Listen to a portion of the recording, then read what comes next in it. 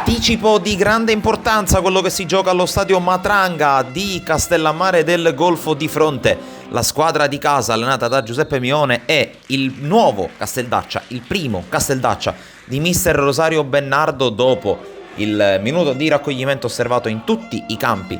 Per ricordare Gigi Riva si passa all'azione con subito il Castellammare che si fa a trovare in avanti il calcio d'angolo con la palla che torna tra i piedi di Calagna, il cross al centro per Riccardo Tarantino, tutto solo 5 minuti sul cronometro e subito in vantaggio la squadra di mister Mione. L'abbraccio davanti alla panchina per il terzino sinistro, uno dei grandi protagonisti della cavalcata del Castellammare, che qui sfrutta un altro calcio d'angolo, smanaccia in qualche modo il portiere, la palla rimane lì, ancora Tarantino in gol, ma l'arbitro ha visto prima un fallo ai danni dell'estremo difensore del Casteldaccia, ma attacca ancora con Milana il Castellammare, la palla messa in mezzo, torna sui piedi di Calagna che va a calciare, c'è la deviazione, ancora un intervento del portiere e poi fallo commesso da Ba su Prestigiacomo. Ancora Castellammare che attacca con Gianni Calagna, uno dei suoi uomini migliori, la palla sul sinistro, poi grande traccia ancora per Tarantino che scatta forse sul filo del fuorigioco. Ottimo ancora la parata, un arbitro ha segnalato offside.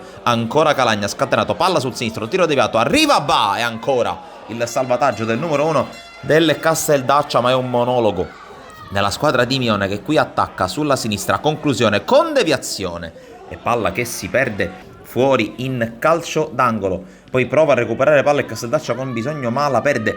Allora ripartenza in contropiede con la conclusione di destro debole ma comunque insidiosa da parte di Danilo Terranova, smanacciata ancora in calcio d'angolo. Ancora però il numero 11, palla che arriva dalle parti di Calagna che crossa per Ba, arriva il 2-0 ma il direttore di gara annulla per dubbio fuori gioco e allora il Casteldaccia prova a rifarsi vivo. Qui Monti davanti a Di Paola che lo ipnotizza con una grande uscita bassa, ma la squadra di Bennardo sembra aver trovato le giuste energie.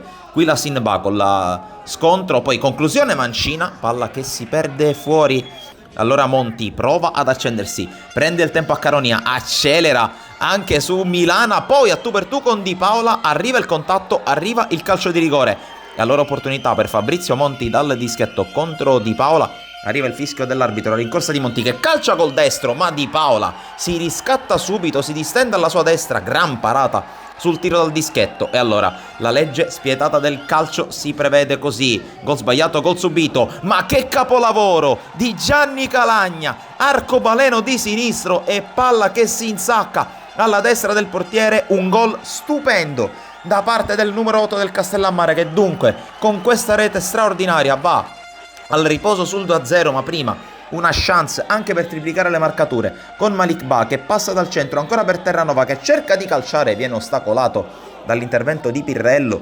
Poi ancora azione del numero 11 che finta di andare al cross, poi scarica sulla destra per Milana, poi Calagna ci vuole riprovare, infatti ci riprova, conclusione un po' più velenosa, un po' più strozzata con la palla che si perde fuori. Poi dal susseguente calcio d'angolo c'è un batti e ribatti all'interno dell'area, non riesce la deviazione a Caronia, ma con le immagini passiamo al secondo tempo perché c'è Calagna che si presenta davanti al portiere, viene ostacolato da Prestigiacomo che in qualche modo lo ferma e gli nega la conclusione o l'assist per Malik Ba. Continua il monologo del Castellammare qui con Terranova che sterza, la palla è per Ba, il servizio indietro per la conclusione di Musso che si alza sopra la traversa. Ancora Musso con il break per vie centrali, la sterzata, Musso stavolta col sinistro, c'è la parata, colpo di testa di Ba che corregge in rete, ma ancora una volta terzo gol annullato per fuorigioco.